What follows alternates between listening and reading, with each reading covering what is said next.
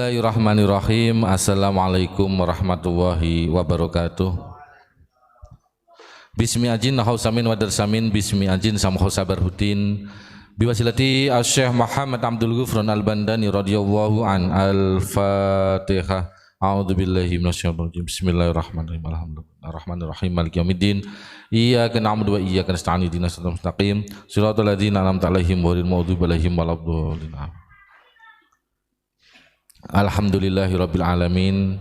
Malam ini kita masih diberikan kesehatan, diberikan istiqomah dalam rangka doa bersama untuk keselamatan bangsa Indonesia, Asia dan seluruh dunia. Dan alhamdulillah tadi karena terkait dengan budaya dan Nusantara yang mana dikasih kata sandi dari sahabat saya Ustadz Imron Hamzah bahwasanya Jowo ojo lali Jawani. Jadi filosofi ini sebenarnya sudah disampaikan zaman Wali Songo, yakni dengan kalimat ojo lali sangkan paraning dumadi. Jangan lupa asal usul kita. Kalau bahasa Sundanya filosofinya adalah ulah pohok kak purwadaksi. Eta didinya. Lah, ini sebenarnya wasiat. Kalau bagi saya adalah sebuah wasiat. Karena apa? Filosofi yang diberikan kepada kita ternyata terjadi.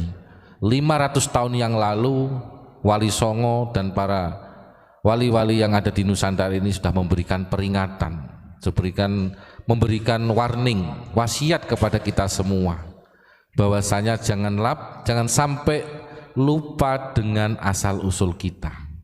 Ternyata saat ini kejadiannya apa? Banyak masyarakat Indonesia yang lupa dengan Indonesianya. Salah satu yang tak sampaikan ini ada beberapa contoh ya. Misalkan kemarin ramai bahas kita Khol Malang, Khol Solo. Berarti di sini ketika menyampaikan ada Khol Malang, berarti di situ kita harus ingat dengan Ki Ageng Kyai Gribik, Mbah Mangkujati dan para wali-wali Nusantara yang lain yang sudah jelas perjuangannya di Nusantara ini. Tetapi kemarin justru yang dikholi adalah imigran Yaman. Dalam arti imigran Yaman yang kami sampaikan ini adalah antek-antek Belanda. Ini kan sebuah pembodohan dan banyak masyarakat Indonesia yang terhipnotis dengan mudahnya wali kutub akhirnya berbondong-bondong datang untuk acara Khol Malang. Kalau memang misalkan Khol Malang ini ada acara di Malang Raya, harusnya yang dikholi adalah para wali-walinya Allah yang sudah jelas perjuangan dan pengorbanannya di Malang Raya. Itu dalam arti lupa dengan leluhur. Bahwasanya kita orang Nusantara lupa dengan leluhur kita sendiri. Kemudian dari masalah budaya. Tahun 90-an masih banyak yang menggunakan apa itu namanya Pak? Kemenyan. Ya, kemenyan. Saya masih melihat di desa-desa banyak yang masih menggunakan budaya kemenyan. Di perempatan, di sawah, ya kan? Di rumah waktu pindahan dan kegiatan-kegiatan yang lain. Tapi sekarang akhir-akhir ini bisa dikatakan hampir punah. Karena apa? Ada penggiringan opini kalau kemenyan itu haram, ya kan? Tapi kalau buhur yang dari Arab itu halal. Lah bedanya apa? Sama-sama wangi, ya kan? Sama-sama untuk bagaimana beribadah kepada Allah, berdoa itu bisa khidmah. Berarti ini juga pembodohan. Menghilangkan budaya Nusantara diganti dengan Arabisasi atau Yamanisasi. Padahal bahan baku buhur, ya kan, itu dari pohon gaharu yang mana itu berasal dari Indonesia, dibawa ke sana, diolah lagi, dibawa ke Indonesia dengan harga yang mahal. Ini adalah sebuah pembodohan dan juga misi untuk menghilangkan budaya Nusantara. Kita harus sadar. Mari kita jangan takut dikatakan bid'ah, karena itu adalah paham-paham dari luar yang dibawa ke sini untuk menghilangkan budaya kita. Kemudian masalah salam, karena kemarin ada yang komen, kok Abuya salamnya disampaikan semua. Sekarang kita orang Indonesia, orang Nusantara, ketika Abuya menyampaikan dengan salam, dengan santun, salam Nusantara, ya kan? Salam budaya Indonesia yang asli. Contoh kerajaan yang masih ada di Indonesia, yang terdekat dari sini ada Keraton Kasunanan Surakarta, ada Keraton Mangkunegaran, ada Keraton Ngayogyakarta, ya kan? Ada Keraton Kanoman, Kacirbonan, dan bahkan Kasultanan Banten dan sebagainya. Kerajaan-kerajaan yang di Indonesia mulai Sabang sampai Merauke, ciri khas budaya salam Indonesia seperti ini. Ini mohon diingat. Dan mari kita lestarikan lagi, jangan sampai kita melupakan salam Nusantara. Maksudnya apa? Kita orang Nusantara dari dulu salamnya seperti ini. Misalkan orang Jawa ada yang dengan menyapa ngapunten, nyuwun sewu, ya kan? Ya Pak Imran ya, nyuwun sewu. Kalau di Sunda mungkin sampurasun. Nah, terus kemudian ada di Lampung, kemarin saya dapat kosakata baru. Tapi pun, jawabnya apa? Ya pun. Nah, ini budaya Nusantara yang sangat luar biasa sekali, yang begitu santun. Sekarang apa? Ada misi yamanisasi. Misi yamanisasi dari salam saja sudah dirubah. Contohnya bagaimana? Gini ya, salam mohon maaf, salamnya seperti ini, diganti dengan megang dada, sakit dadanya, sakit hatinya mungkin ya seperti ini. Jadi hatinya sakit dipegang, aduh ya Allah gitu. Nah, ini kan sudah menghilangkan budaya ajaran leluhur kita. Kalau orang Nusantara harusnya seperti ini. Mohon diingat dan nanti tolong disebarluaskan, karena ini yang disampaikan oleh Abuya Ghufron semua adalah kiasan. Kita harus bisa menjelaskan kepada khalayak ramai atau umat pada umumnya. Salam seperti ini. Beliau kalau pertama kali menyapa, salam Nusantara, salam budaya. Ini adalah ciri khas. Ya, monggo Pak Imron dikomentari Pak Imron. Gus, ini nanti ketika yang sekarang sedang asik memframing kita, menyembahkan hanya kepada Allah, masa kepada manusia menyembah. Yang harus kalian pahami, bentuk daripada seperti ini adalah sembah sungkem. Sedangkan kalau kita kepada Gusti Allah, ya aku pakai Gusti Allah ngaku wong Jawa, itu adalah menunjukkan ketidakberdayaan umat dengan mengangkat kedua tangan. Tapi kalau kepada makhluk artinya kita menghargainya. Bedakan itu, nanti dikatakan nyembah sesama makhluk maneh, bid'ah maneh, syirik maneh, ngono ya, meron apa itu enggak rasis? Monggo Gus. Enggak bahaya tah. Lah, itu dari salam ya. Jadi Abuya Ghufron setiap hari menyampaikan salam. Ini harus saya sampaikan. Salam Nusantara, termasuk ada salam budaya. Berarti ini adalah wasiat atau begitu pentingnya, karena Abuya Ghufron setiap hari menyampaikan itu. Berarti ini darurat yang harus disampaikan dan dilaksanakan oleh seluruh masyarakat Indonesia untuk kembali lagi ke seperti asalnya, yakni salamnya seperti ini, ya kan? Ini dari salam. Tadi yang tak bahas pertama kemenyan, ini yang kedua salam. Sekarang ada yamanisasi, ini saya ulang lagi, diganti seperti ini, ya kan? Ini sakit hatinya ini, ya kan? Seperti ini. Lah, ini budaya dari mana ini? Orang Indonesia nggak ada salamnya seperti ini, tapi salamnya seperti ini. Monggo kula nuwun, sampurasun, ngapunten. Nah, ini santunnya. Ketika Ustadz Imron di framing katanya Bron nggak rasis tah. Lah ini kan justru malah saya sampaikan begitu luar biasa akhlaknya orang Nusantara menjunjung tinggi Bhinneka Tunggal Ika dengan segala perbedaannya. Betul Pak Imron? karena menyapa setiap tamu. Tapi yang namanya tamu ketika sudah dikasih kopi, oh gelasnya ini tak ambil ya, sampai ibarat orang tua kita, leluhur kita meninggal, loh rumahmu ini dulu rumah saya kok, loh sertifikatnya mana ini, mau tak ambil alih ini, mau tak ganti sertifikatnya ini atas namaku. Kira-kira seperti ini dilawan enggak? Lawan, betul ya? Karena tamu yang sudah melonjak dan menginjak-injak harga diri kita sebagai Nusantara. Ini tidak ada kaitan politik ataupun partai ataupun pilpres, tapi harga diri Nusantara. Nah, betul. Harga diri Nusantara itu gambarannya seperti itu. Ketika harga diri Nusantara sudah diinjak-injak, bahkan ibaratnya, kenapa saya mengatakan sertifikatnya mana? Ini saya mau ambil alih balik nama. Kan terbukti kemarin ada menyampaikan itu, bahwa Jawa milik Tarim, ya kan? Indonesia milik Tarim, itu belebuk pisan itu ya kan? Habib goblok itu namanya. Seenaknya saja mengakui Indonesia milik Yaman, milik Tarim.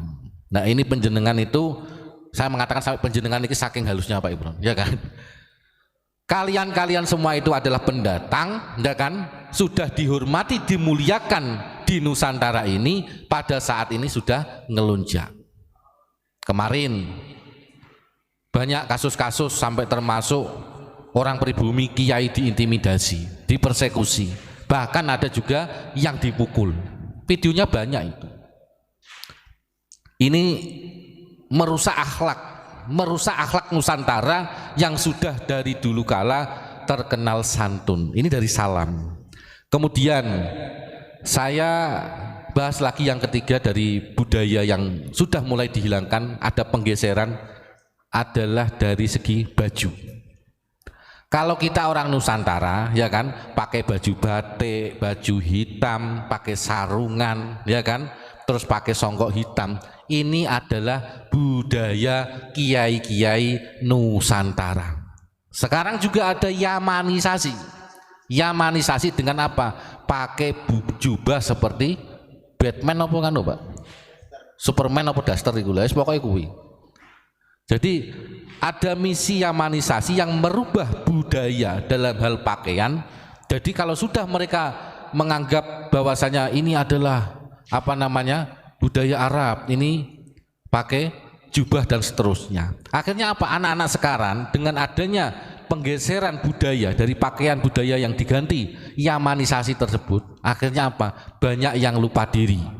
Bahwasanya kita adalah orang Indonesia, lupa dengan bapak ibu, kakek dan nenek. Akhirnya berani dengan kiai-kiai kampung atau kiai-kiai yang ada di Indonesia ini. Ini doktrin membahayakan ini. Tanpa kita sadari, baju saja sudah didoktrin dan dirubah budayanya. Yang keempat, nah ini kita kupas lagi yang keempat, bangunan masjid. Kalau penjenengan ingat dan lihat, di setiap desa dulu bangunan masjidnya semua hampir sama. Jadi ada susun tiga, jadi yang atas itu ada mustoko model limasan, ya kan, susun tiga. Ini setiap kabupaten khususnya di Jawa, jadi kiblatnya itu seperti halnya di Masjid Agung Demak. Kalau jenengan ziarah Wali Songo, nanti di situ di Masjid Agung Demak kan ada itu. Nah, sekarang sudah dirubah, Pak. Memang berlomba-lomba dalam hal bangunan, tapi motif atau bentuknya itu ada yang seperti Turki, ya kan, ada yang seperti Yaman, pokoknya dari Timur Tengah. Seakan-akan dengan model-model seperti itu sudah Islami. Ini juga pergeseran budaya. Mari kalau jenengan buat musola atau masjid, bangunlah seperti Masjid Agung Demak, ya kan? Atau yang paling mudah, datanglah ke Pondok Unik, lihatlah tajuk atau masjid di Pondok Unik. Ini asli Nusantara, bukan ingin celeneh, bukan. Ngapain pengen celeneh? Tapi kita mempertahankan dalam hal masjid saja sudah dirubah budayanya. Ini ada 4. Kalau kita kupas saking banyaknya, Pak, ya kan? Saking banyaknya. Cuma ini yang kami sampaikan adalah budaya-budaya yang mana pada saat ini sudah banyak dihilangkan. Akhirnya apa? Ketika banyak yang terdoktrin itu, ya kan, mereka masuklah termasuk di musola, di masjid, ya kan.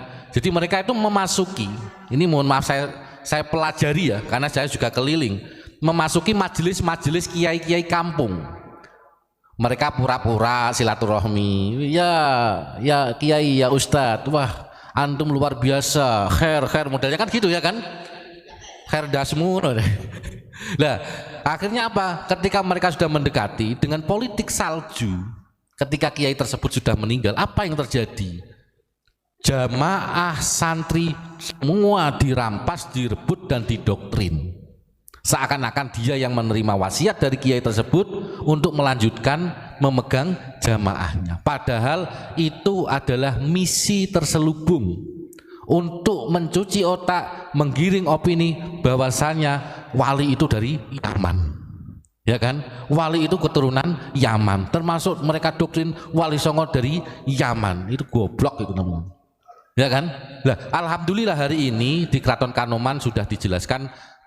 Tadi saya melihat YouTube-nya bahwasanya Wali Songo duriyahnya tidak dari Yaman. Ini Keraton Kanoman, Pak. Saya berikan apresiasi kepada Keraton Kanoman, kepada para pejuang-pejuang. Semoga panjenengan semua selalu diberikan kesehatan dan panjang umur. Amin. Selain itu, selain majelis, ya kan, terus masjid, pondok, mereka masuki. Ini misi terselubung mereka. Kalau yang sekiranya punya power besar, ya kan, punya banyak jamaah, mereka akan halus mendekati, ya kan. Tujuannya apa? Untuk mencengkeram jangan sampai kiai tersebut sampai kontra dengan mereka dan akhirnya memberikan statement yang seakan-akan mendukung mereka. Ketika ada yang sebenarnya, ketika ada kiai, gus atau ustadz atau budayawan yang menyampaikan kebenaran, maka mereka akan diintimidasi, diancam, bahkan sampai dipersekusi. Ini kenyataan di lapangan seperti itu.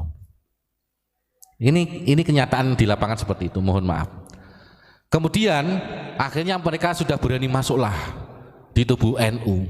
Mereka tanam. Jadi setiap desa-desa, bahkan pelosok-pelosok daerah itu mereka sudah menanam orang-orang. Ya kan? Ada yang masuk di ranting, ada yang di MWJ. Pertama ikut, ya kan? Akhirnya mereka meminta atau diusulkan atau bagaimana nggak tahu prosesnya, tapi yang jelas tahu-tahu mereka sudah ada yang dari posisi Suriah, ada yang Muhtasar, ada yang Tanfidiyah. Ini kenyataan yang ada di lapangan seperti itu. Dan bahkan sampai di Muhtasar PBNU pun sekarang banyak disusupi oleh Habib-Habib tersebut. Monggo, ini kajian kita bersama. Semoga kita semua bisa introspeksi diri, menelaah fenomena-fenomena kejadian yang pada saat ini, termasuk kemarin kita rame bahas masalah makam. Kenapa makam semua diba'alawikan? Jadi mereka memframing, saya pelajari itu, seakan-akan tidak ada wali kalau tidak ada keturunan dari Yaman, tidak ada wali kalau tidak dari Habib. Itu doktrin mereka, nanti arahnya ke sana. Padahal sebelum imigran-imigran Yaman, Antek, Belanda datang ke Indonesia, di Nusantara ini, Indonesia ini sudah gudangnya wali. Nah inilah kita harus sadar sekarang, kita harus bangkit.